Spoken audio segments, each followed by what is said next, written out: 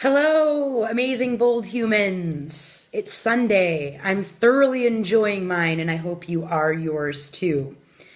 I'm being blessed with some creative downloads today, which is always wonderful when you have the space to act on them. The video that I'm recording today is really intended to speak to how to know if you would best benefit from hiring a therapist, a coach, or perhaps both. This is something I've wanted to do a video or a blog about for a while, and the circumstances around me have just been lining up to where I feel now's the time. So the angle I'm going to speak to is having completed a master's degree in rehabilitation counseling. Obviously, I took a lot of classes around counseling, so I can speak to that piece. I have worked with counselors, working with a counselor now, so I can speak to it from that end as well. And as all of you know, I do ontological life and leadership coaching and went through one of the best training programs in the world, and I work with my own coach.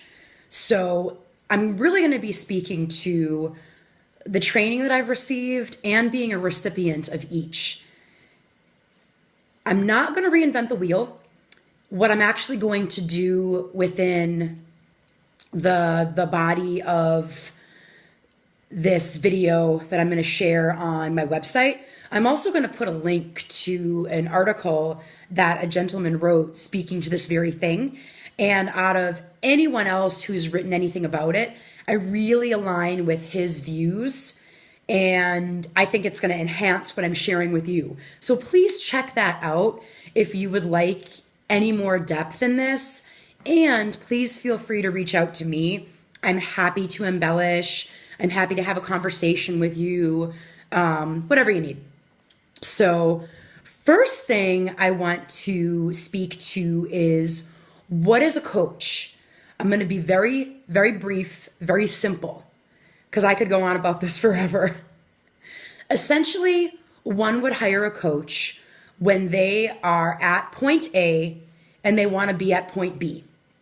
Oftentimes when people come to coaching, they don't know what point B is, or if they know what point B is, it's chosen from a place of fear, from a place of settling, not a strong muscle to possibility. And often it's not really that grandiose. So when the going gets tough, honestly, it's not enough to keep people in the game. They quit. And oftentimes we just don't put the same amount of speed and power behind the journey that working with a coach is going to put behind it. So when we're on the way to point B, and it's big, it's grandiose, it's full on possibility, we don't know how the heck we're gonna do it, it's kind of scary, predictably, the stuff that we put in the way is going to show up. A lot of it is stuff you can already say, yep, I know what I do this, I do that, I do that.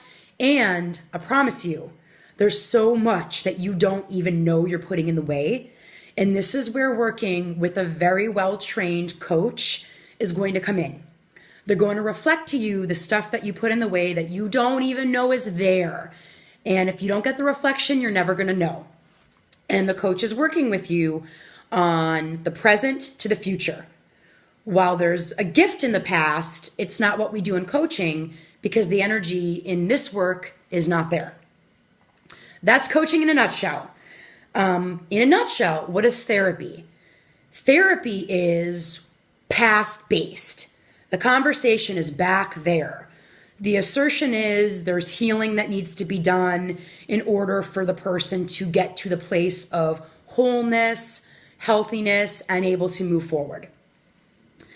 That's therapy in a nutshell. When would you hire a coach? You would hire a coach if you don't want to look behind. You want to focus on the present. You want to focus on the future. You want speed. You want velocity. You want to shift the patterns that are keeping you from moving forward. Self-discovery, awareness, elevation, power, reinvention. When would you hire a coach? We already said that. When would you hire a therapist? You'd hire a therapist if you do want to talk about the past. You do want to stay in the past. And for me, I was working with a coach for a couple of years, moving forward fast, quitting jobs, making businesses, doubling incomes, deepening relationships, getting out of my own way. And it became very clear when multiple coaches were telling me, Jen, you are not moving forward anymore, or at least not near the speed you were before. You keep going to the past, going to the past, going to the past.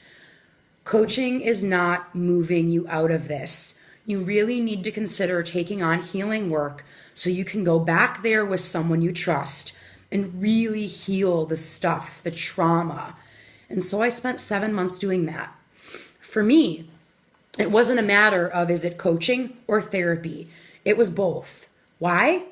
Because the therapy was dragging me back to a place and I was really, really staying back there. So I was making even less strides. So I would work on the healing with my therapist, and then I would bring all that to the coach and say, okay, now what?